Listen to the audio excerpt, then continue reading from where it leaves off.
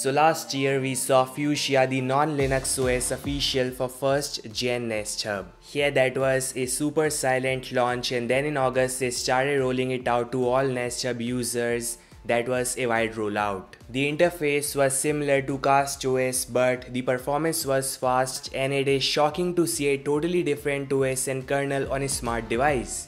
So yeah, the start was awesome, and now a few days back the Fuchsia OS on Nest Hub got a new firmware which added a new launcher and new Bluetooth menu. This Fuchsia OS 6.x update fixes lots of issues, and there are some interface changes as well. So yeah, a basic UI as of now, but the exciting part is we may see a Pixel phone like UI on Fuchsia OS really soon. Yes guys, the second gen Nest Hub is getting a new UI on CastOS, and it is likely coming to Fuchsia OS as well.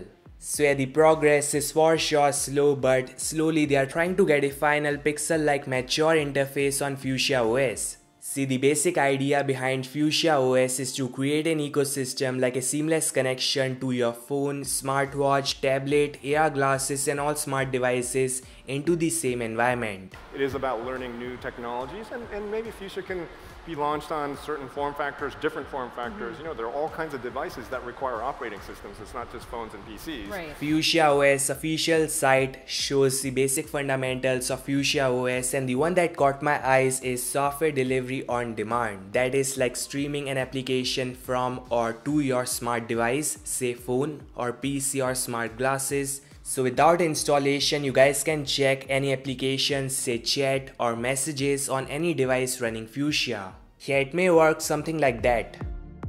Massive news coming in, Facebook AR glasses are coming soon, and their initial plan was to use Fuchsia OS microkernel on that AR device. But later on they switched to Linux Android due to some issues I guess. So this came as a shocker, but Google is also launching AR glasses in coming years, and maybe they'll use Fuchsia OS in that device.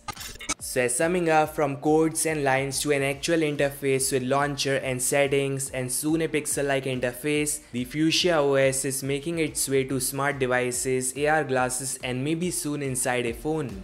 This all guys, latest news on Fuchsia. Your thoughts in the comment section below, and I'll meet you guys in the next one. Like, subscribe and peace out.